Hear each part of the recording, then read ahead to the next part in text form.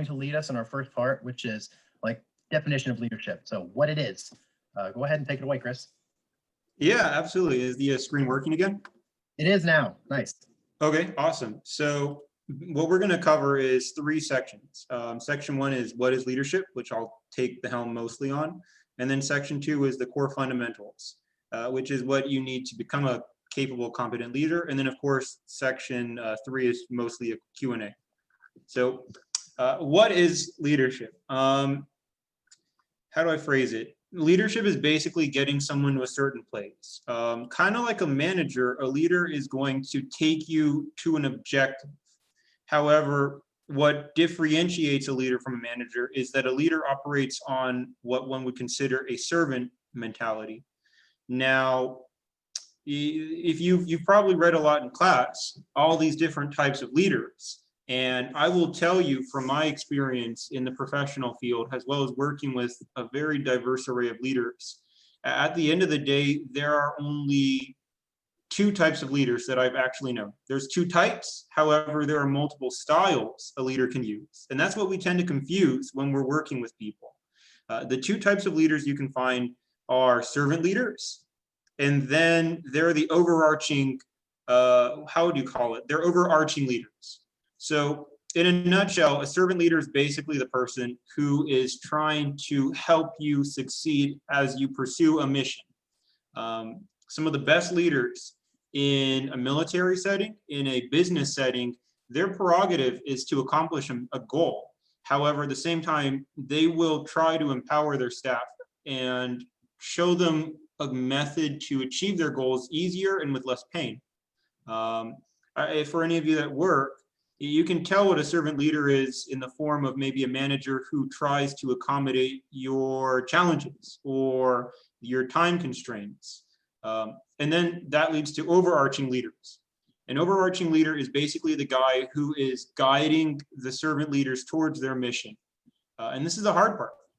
We often confuse directors, principals, even congressmen as leaders. And that's because we are looking at them based on their title.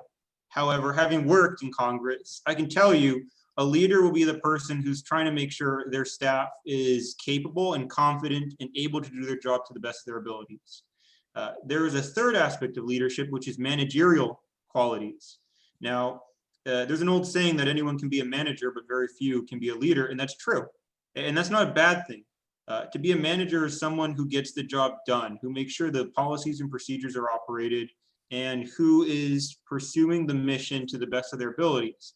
However, a leader is someone who does all that and beyond, which is predominantly, again, making sure their people are okay. So I don't want to get too caught up on that. Now this is where this is cool. This is where styles come in. And this is where you guys, as future leaders and probably as currently active leaders, have to be very self-aware. So at the end of the day in Reprise, there's only 2 types of leaders: servant leaders and overarching leaders. Servant leaders are the ones who make sure their people are doing good, to make sure their people are okay and growing. Overarching leaders are doing kind of the same thing, but they are more bigger picture. They're going to attack the objective in a grander scale. Now, within that leadership system, there are styles that people tend to use. And this is where you have to be aware. So there's a transactional style where you can give a reward whenever your people succeed or accomplish something. As students, you've probably had at least one teacher who has said you get a gold star for doing this or that.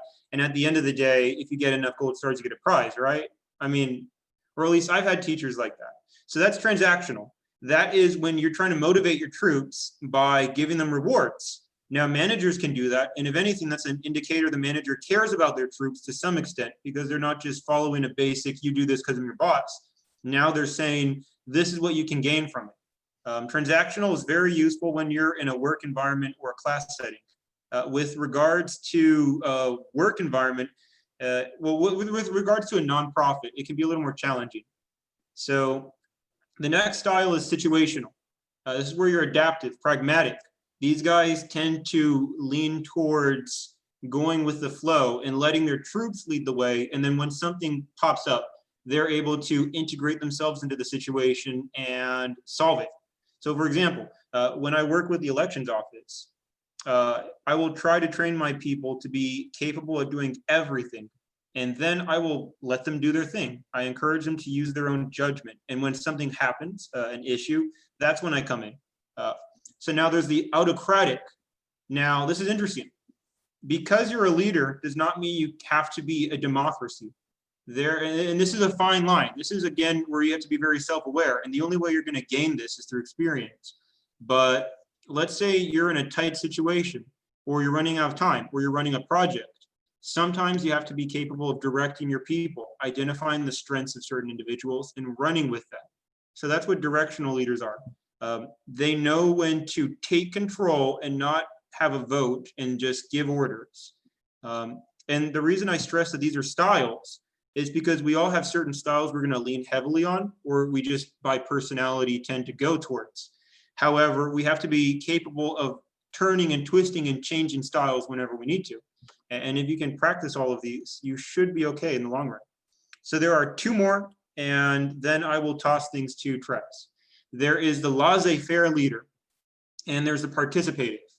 So and laissez-faire is a term I tend to use. It's basically when you train your people, you're very hands-off.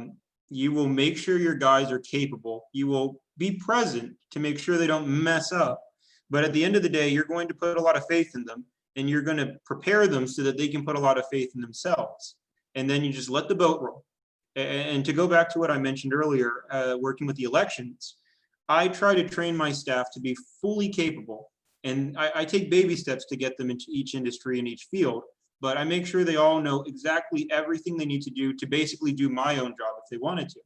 And then I let them do their thing. I don't get in their way. I will walk around and ask them how they're doing. I'll make sure everyone's on board and operating, but that's my tendency. That's how I personally, and I know this for a fact that I tend to lean towards laissez-faire. So you guys, as you gain more experience, will find out how you tend to lead. And then there's participating, which is where you're directly on the ground working with your people. A lot of leaders within fast food industries, I'll use that as an example, tend to be participative by necessity as well as by habit. They'll be down there working with their own people, even if they don't have to. In military, a lot of leaders that really succeed are participative because they're on the ground with their troops and their troops can visually see them. If you want to earn the respect of your people, the best way to do that is to be a participative leader. And then you can inch your way into other avenues. A contrasting method is to be more of a laissez-faire leader who becomes participative when it's necessary. But that's, again, more of my opinion on good strategies to get into earning that respect of your people. Anyway, so in reprise, no matter, and again, this is opinion, but it's based on a lot of evidence I've seen from my experience. There are not different types of leaders. They're just two types: servant leader and an overarching leader. The overarching leader is basically a servant leader, but he focuses more on the bigger picture and tries to coach his leaders into success. Now there are different leadership types. Styles. There's different leadership styles: transactional, situational, autocratic, laissez-faire, and participative. For the guests that are here today, try to identify how you tend to lead, because that will give you an idea of where you lean. And from there, you can build up on who you want to become. So having gotten through that, I'm going to toss it to Cris and let him do most of the rest of the talking. All right. Thank you very much, Cris. That was great. So I've got a quote to share with you guys that has a lot to do with leadership, kind of ties into what you're talking about there. And this is one from John Quincy Adams, and it's one of my favorite ones. It's if your actions inspire others to dream more, learn more, do more, and become more, you are a leader. Like you said, it does take kind of a special kind of person to be a leader, but we can all kind of grow into that position. The difference is whether we have a hunger to change and to improve and to inspire others. So that's kind of, I guess, the difference between the managerial style you were talking about and actual leaders who really care for their people and get on their level. But anyway, as far as becoming a leader goes, we're going to talk about the core fundamentals of just doing that now. And what I consider to be the most important thing is establishing a vision for yourself. So speaking strictly of you guys, like youth, becoming leaders, having a vision, I think, is the single most important thing that you can possibly do other than taking the follow-up action that actually makes that vision a reality. You see, the thing is I'm gonna try and reframe a common idea for you guys because I've been where you are, and you're in a very formative position right now. You probably have a lot of people around you, fully grown adults, who are kind of in control of their lives. They have a sense of who they are now. So they've got their things figured out for the most part. They may be where they want to be, they may not. But for the most part, they have themselves defined.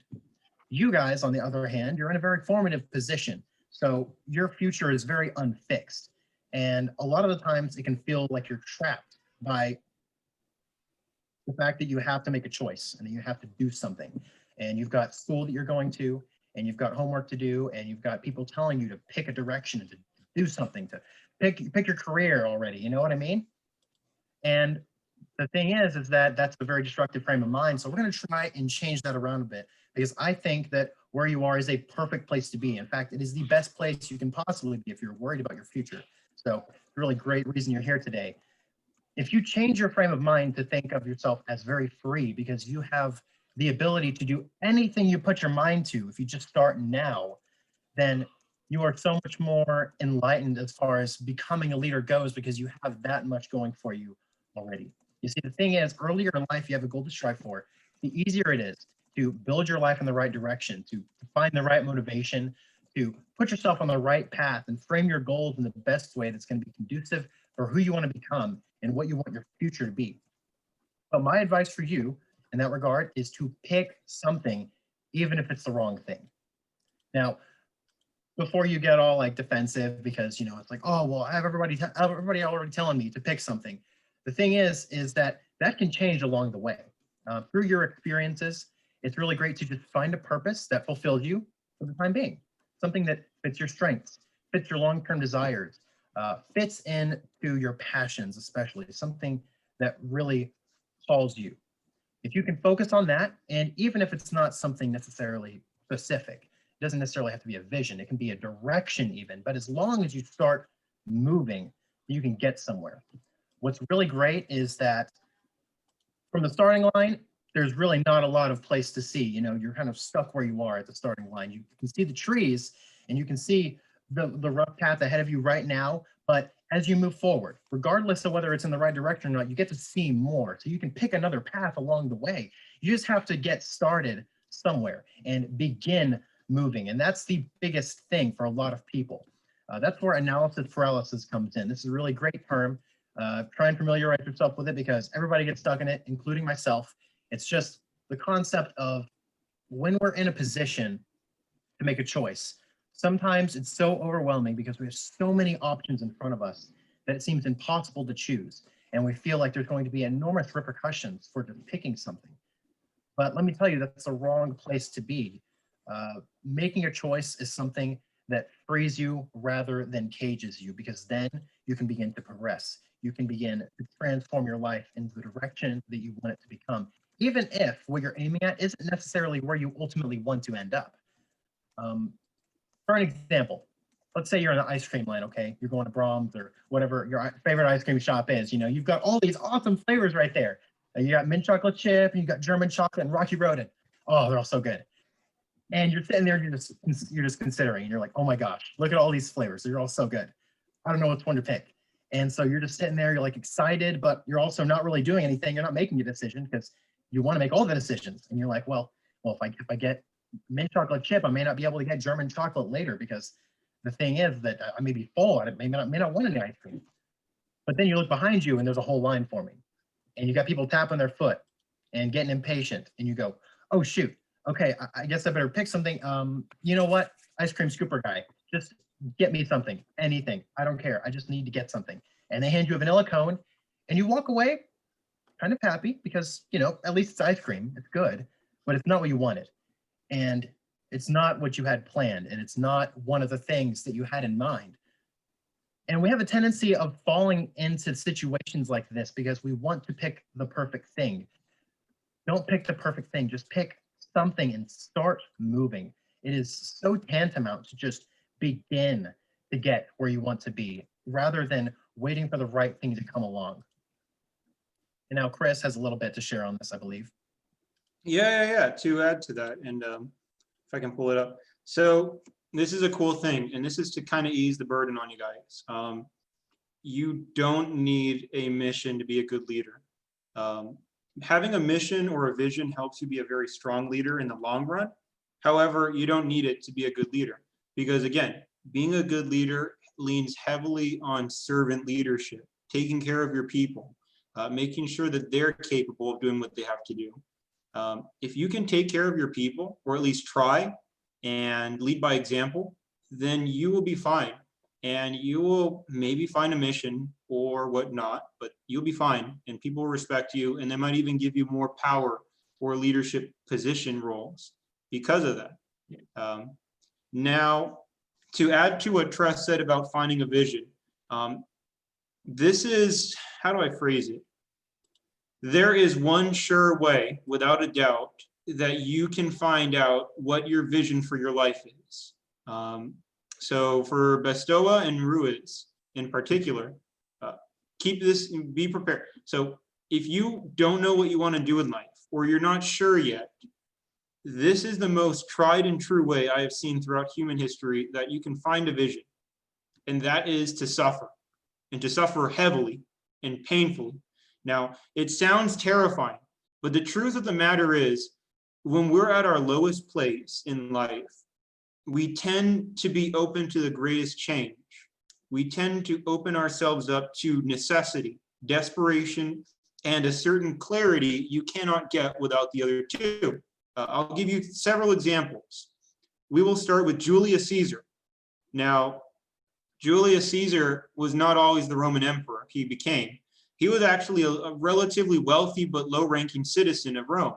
What happened was he went to the city of Alexandria, and he was visiting in a pilgrimage to witness the statue and burial site of Alexander the Great.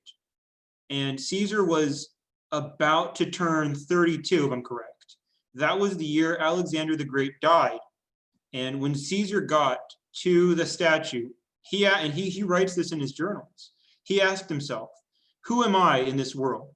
What have I done in this life that is worthy of the legends and histories?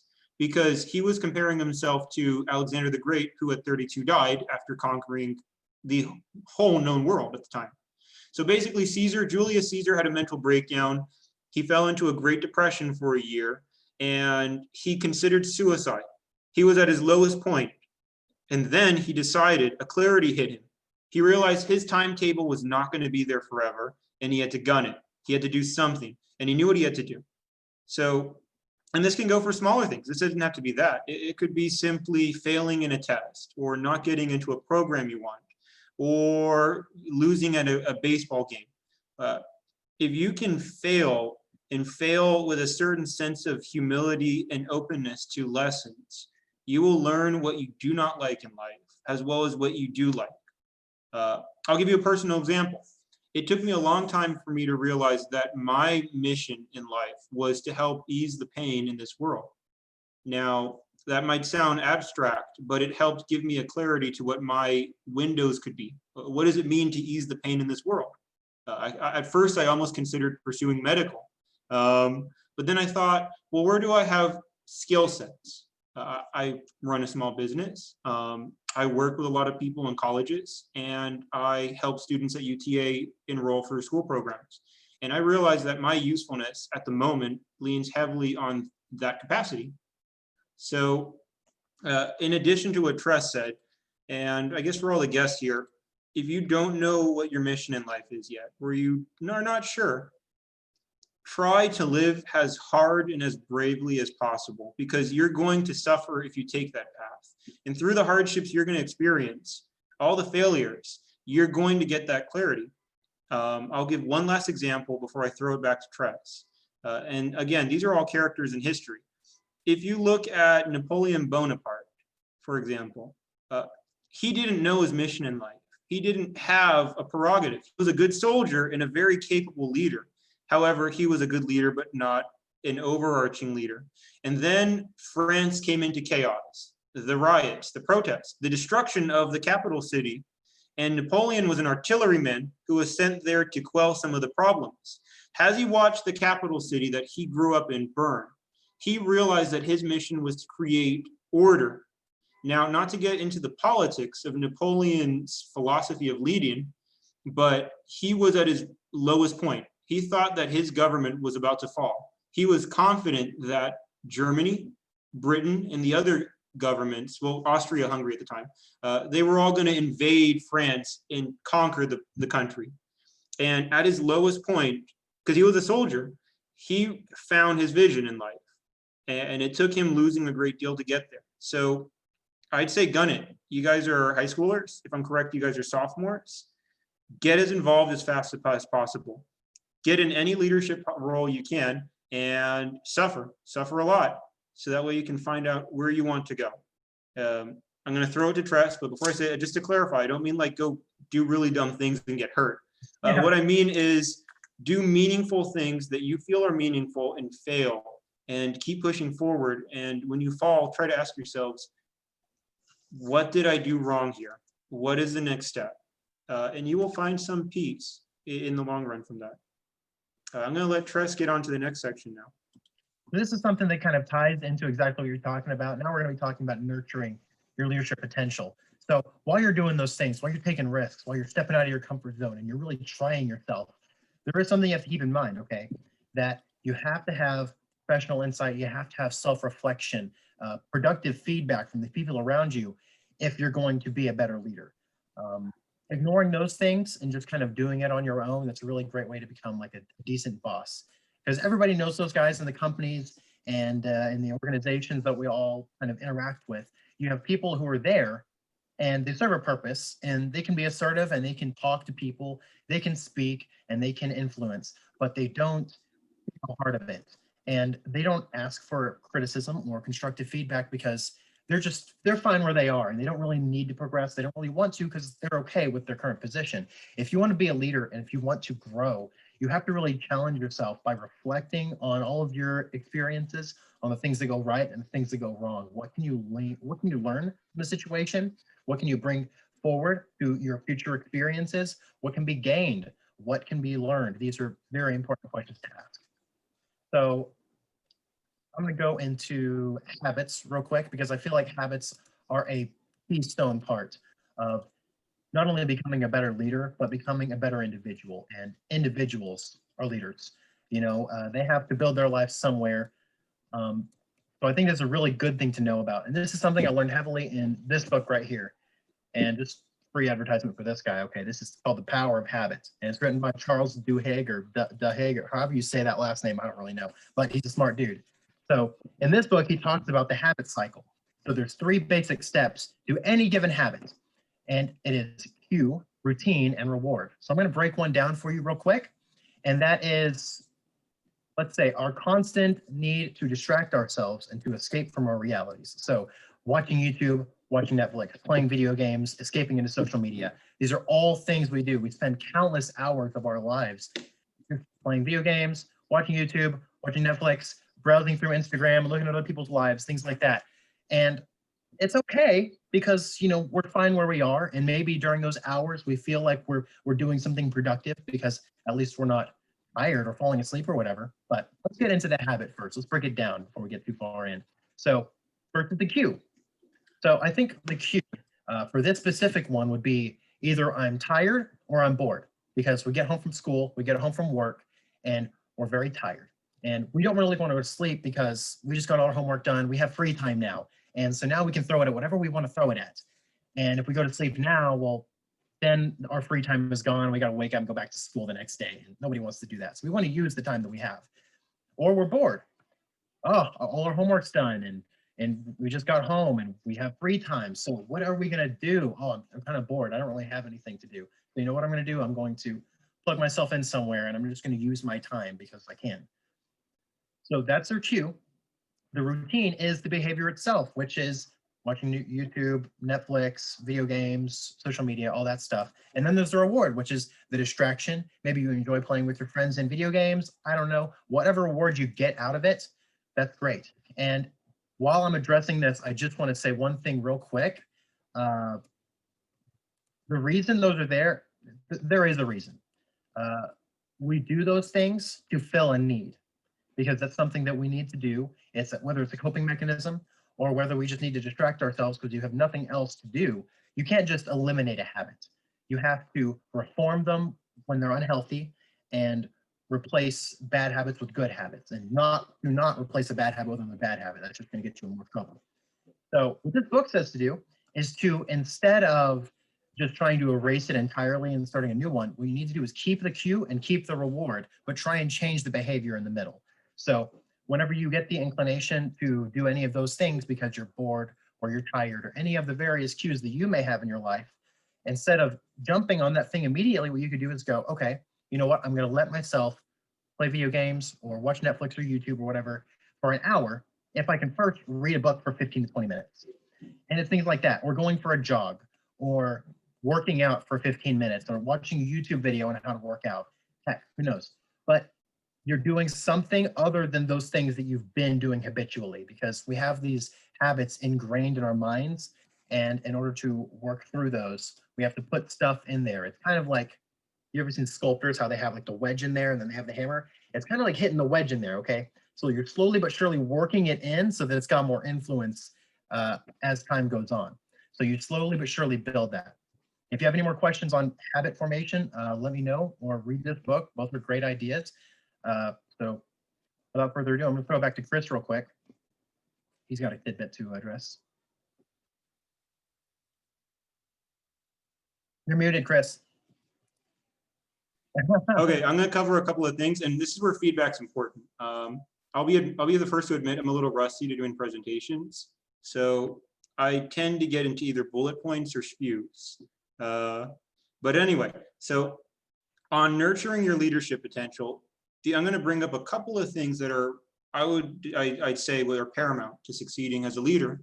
And I personally would love to see everyone in here become incredible leaders. And probably you guys are already pretty good at what you do. So the first one is humility. Now, you don't want to be self-effacing.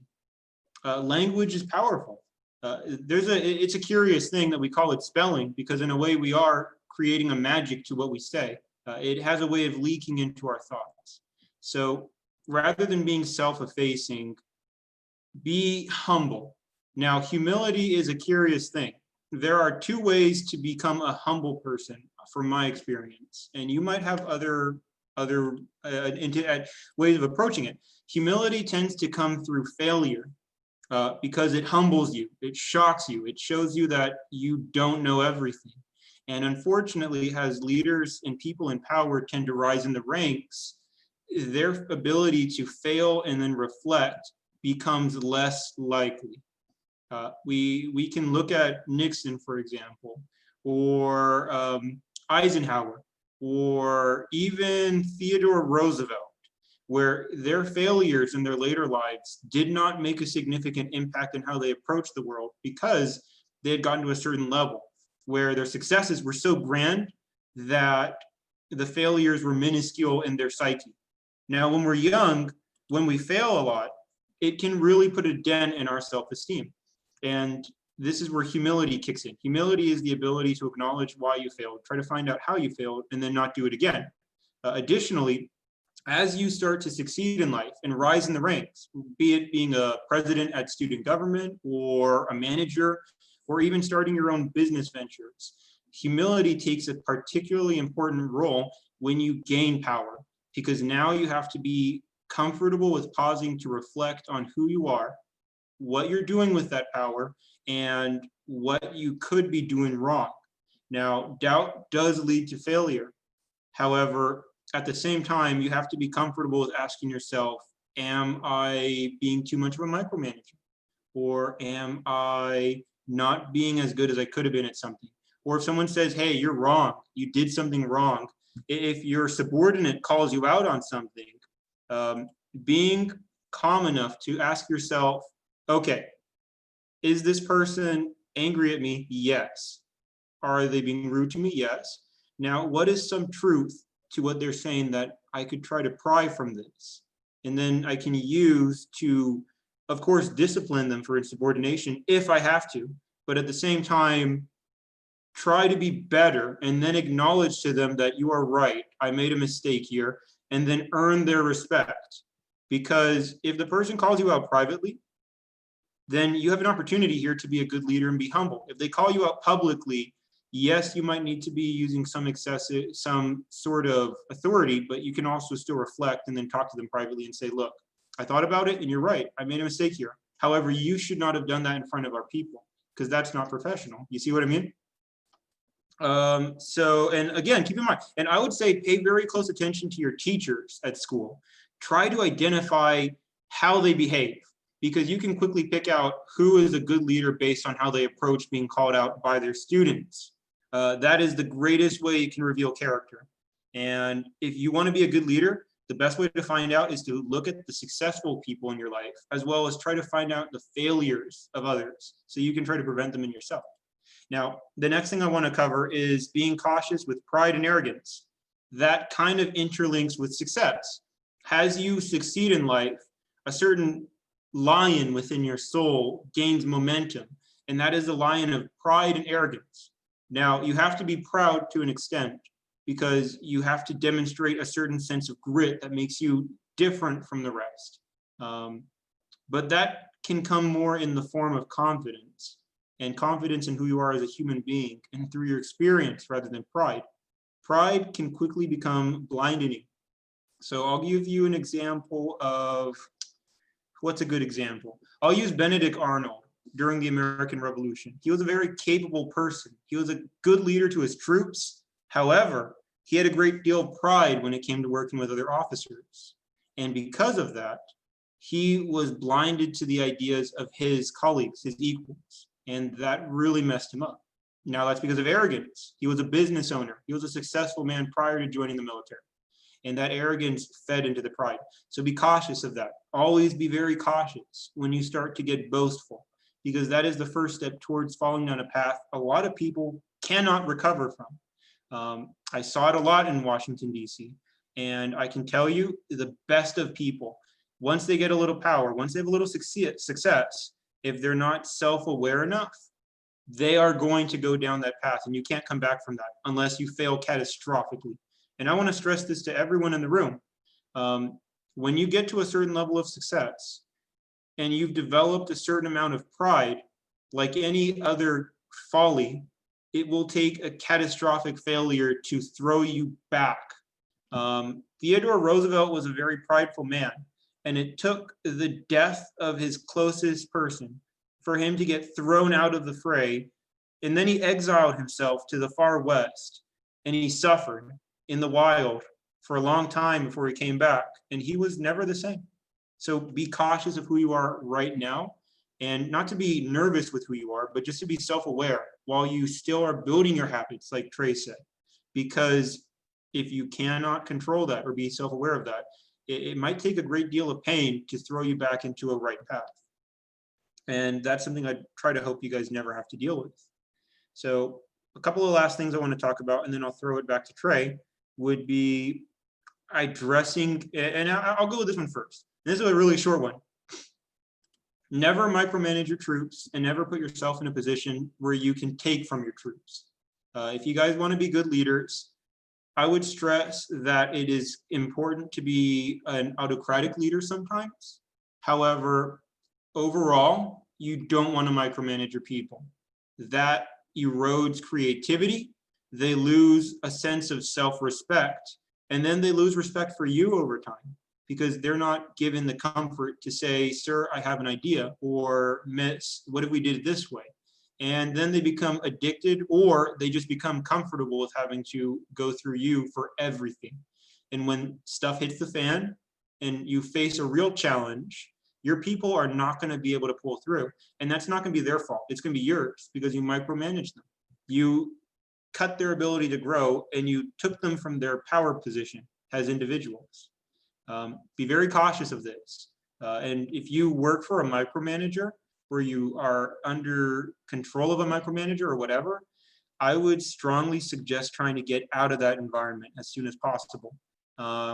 Because micromanagers are people who have gone through the phases of pride and success, and they are now pulling themselves into a position where they cannot come back from that without catastrophic failure. and sometimes they'll drag you down. Now, and then I'm going to give you some examples from when I worked. What's a good example? When I worked in Washington, D.C., and I didn't work in D.C. for very long, however, I did get very involved when I was there. I had a colleague who was a higher up, superior to me, that micromanaged. And for quite a while, he was rising in the ranks because he was very good at what he did. The problem was he micromanaged, which means his people were not very good at what they did. They relied heavily on him, and eventually it backfired. It backfired so badly that he almost lost his job, and they lost confidence in the office. And that failure was a stain in that particular office for a very long time. And problematically, it became a bigger stain when he was actually fired, because then the entire office did not know how to operate without him. So he couldn't have, and I guess, and that's a big thing I just wanted to bring up. So the last thing I really want to talk about with my section before throwing it back to Trey is to identify who you are.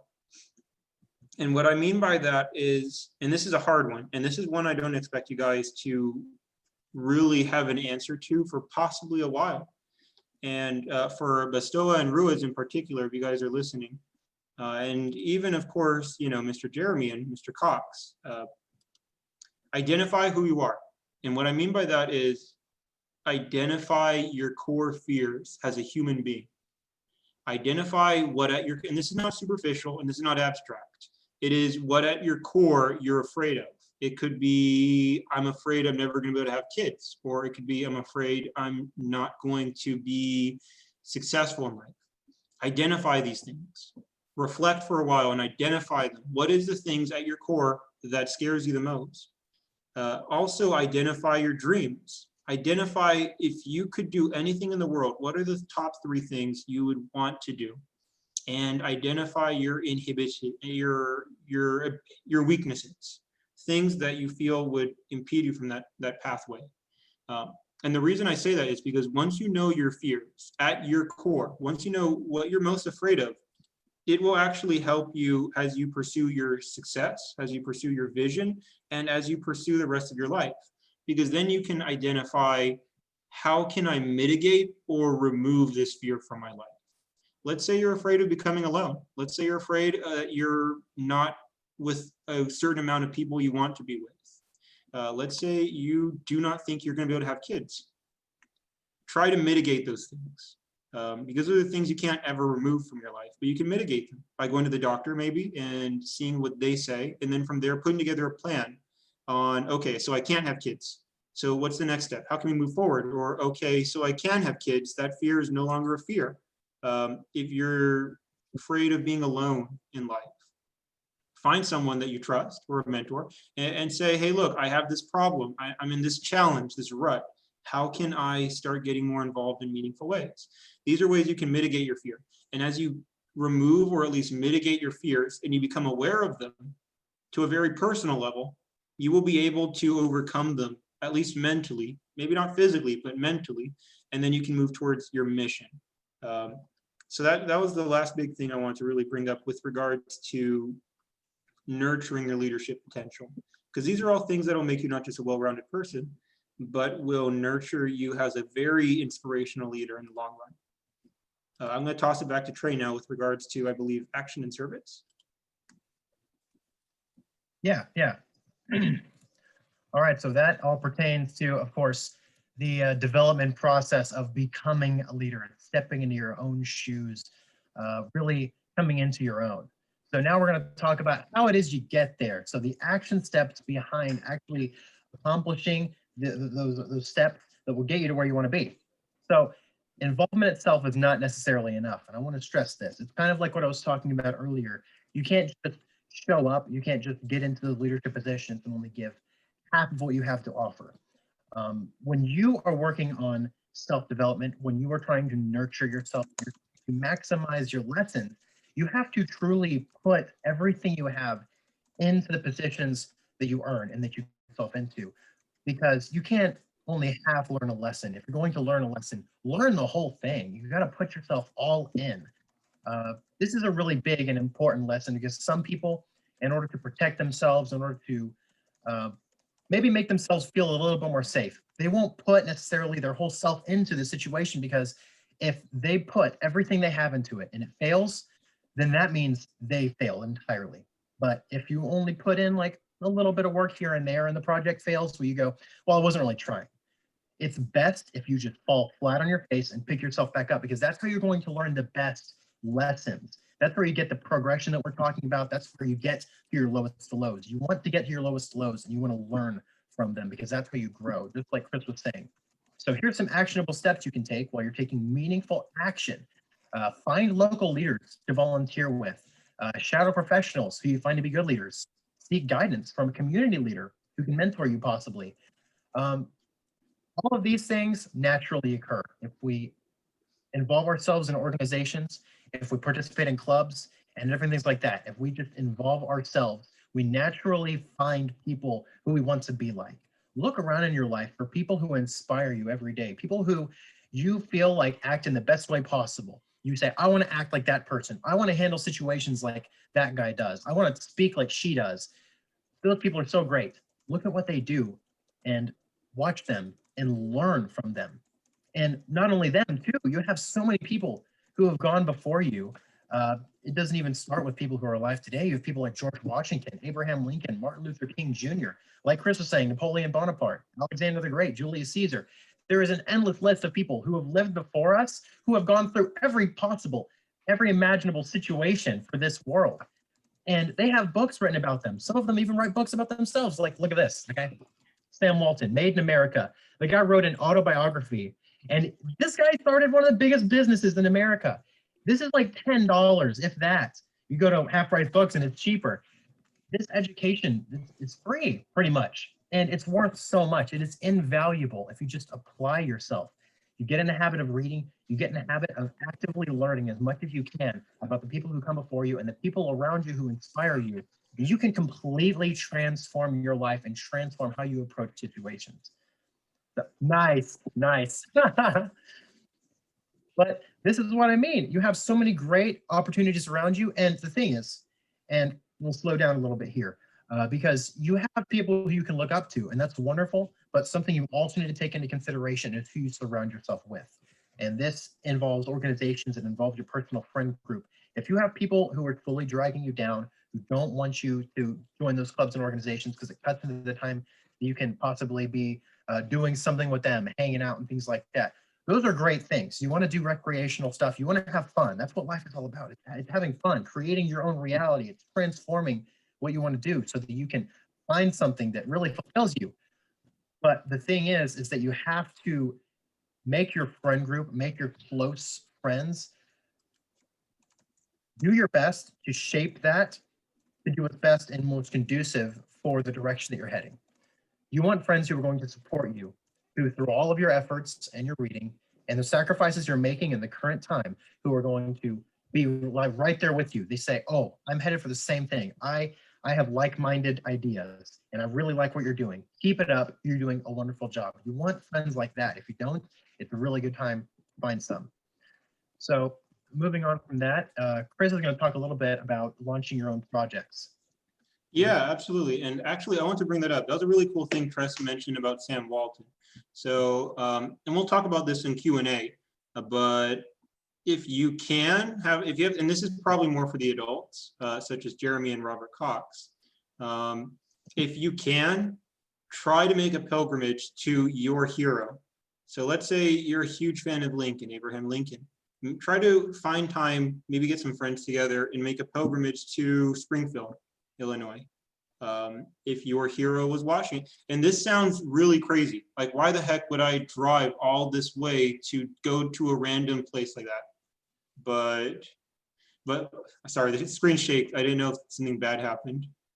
But anyway, so why would you make a pilgrimage? Why would you travel all this way just to see a grave or a random statue or a museum of someone you knew and where they lived? And that's, there's a certain, it changes you. I'll tell you that. So Julius Caesar made a pilgrimage to Alexander the Great's tomb, and that is where his life began to take action. Abraham Lincoln, he talks about in his journals, he made a pilgrimage to Washington's birthplace. And there he realized to be a good leader, he had to do what Washington had to do. I made a pilgrimage to the first Walmart ever created, which also happens to be Sam Walton's, home where he used to live. And I'm not going to lie, when you go and meet someone that you admire, or you visit their tombstone or their place of beginning, it changes your perspective in life. I'll give President Obama as an example. He made a pilgrimage to not Kenya. It was some other country in South African territory. He made a pilgrimage to find out more about his father. His mother was a Hawaiian and his father was from Africa. He made a pilgrimage there to understand why his father, who was a doctor, a professor, and a political leader in Africa, left his family. And in that journey, he met a bunch of leaders who then inspired him to go make a pilgrimage to Springfield, Illinois. And I have his book. It's called The Dreams of My Father. In Illinois, Obama said that Abraham Lincoln's ghost shadowed him as he walked through his gravesite. And what he means by that is he had a breath of revelation. So, and for the students here, you probably can't pull that off just yet. You haven't gotten a car probably. But for the adults in the room, even if you already are where you want to be in life, I would strongly suggest you consider visiting your heroes, where they are or where they've died or where they lived, and it'll give you a certain level of perspective. Now, that was totally not what I was supposed to talk about next, but I wanted to add that because Trey made a brilliant point, and there's no way I was going to waste that opportunity. That was a good point, and I love the fact that you have the same book. That's awesome. But what I actually was going to get on is make your own projects. So and this is cool. When I was a high schooler, I was actually very awkward. I was not a good public speaker, and I was considered the runt of the litter wherever I went. Now, this is interesting because my failures came from my inability to rise in the ranks within other organizations. And what I realized was that where I might struggle in that capacity, I had a unique ability to launch my own projects. And the best experience you're going to get is either by being the leader or being the guy starting the projects. Because then, of course, you can fail and you can learn in a controlled situation where there's no way around it. You're either going to fail and learn or you're going to succeed and learn. So, and we'll talk about this in the Q&A, but whatever, let's say for Bastola or Ruiz, let's say you guys want to be in a club that's really prestigious, or you want to do something that's one of your dreams in life. Why not start now? What's stopping you? Now, yeah, sure, you might have work, you might have school, but like Trey said earlier, you are in the best position right now. And this is a weird thing, and it makes some sense. But when you're young, people look at you and they do not see just some whippersnapper. They see potential. And for a lot of people in high up places, they see who they could have been had they done things differently. So let's say, and actually, you know what? Hey, Ruiz, if you can put your mic on, what is something you want to do in life? What is a dream of yours? Something ambitious. Be ambitious. What is a dream of yours? I don't really have one. I don't Okay. really, yeah. How about you, Bastola? What do you think? Do you have anything that calls to you right now? Yeah, I'm trying to be like a master at math so I can be a physicist. Okay, so you did submit you're the gentleman that we have on roster. We're looking for a physicist, by the way. We're still looking. We're trying to connect you with someone. Okay. Well, so that's good. You have a venture point. And this is where you could technically, hypothetically, reach out to a Harvard professor and say that I'm a high school sophomore. I want to be a physicist. And by any chance, do you know anyone that I could connect with? Or could I talk with you for 5 minutes? I can assure you, because you're so young, they're going to talk with you on sheer principle. And it's not, and sure, you're going to find those guys that are too arrogant or too prideful or just genuinely too busy.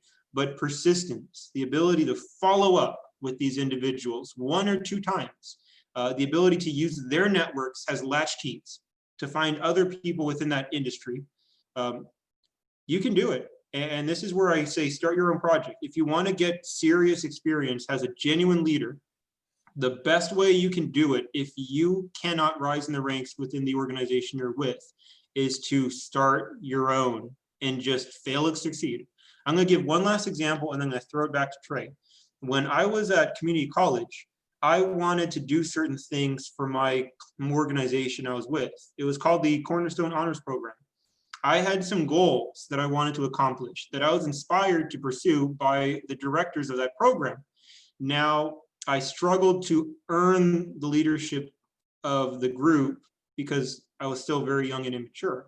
So I did the next best thing. And that was, I took control of another organization and then used that organization to pursue the original goals I had had with Cornerstone. So, and to stress the point, if you can't get where you want, where you are, build your own boat. It'll be a little harder, but you're going to get more experience than someone who got a degree in that field. Trust me, because you're going to have to learn the old fashioned way. And that's how most of our millionaires have gotten there. So, yeah, I'll let Trey take over and finish the fight. All right. Thank you, Chris. All right, so I'm just going to do a quick recap. So becoming a good leader, it really just demands leading yourself. Like we've been talking about, taking action, taking meaningful action where you're actually trying, you're proactively involved in the steps that you're taking. It's not something you're half-heartedly putting your foot into, you're going all in. This is how to lead yourself. So we establish a vision. So we pick something. Ruiz, if you want to, we can talk more about that during the Q&A session. Love to sit down and have a conversation with you about that if that's something that you want to do. You can plan how to initiate the vision after you pick something or pick a direction or anything like that. You don't want to overthink or overplan. Again, you're at the starting line, and what's important is to move forward. It's the action that you need to take. And of course, step 3 is to take the action.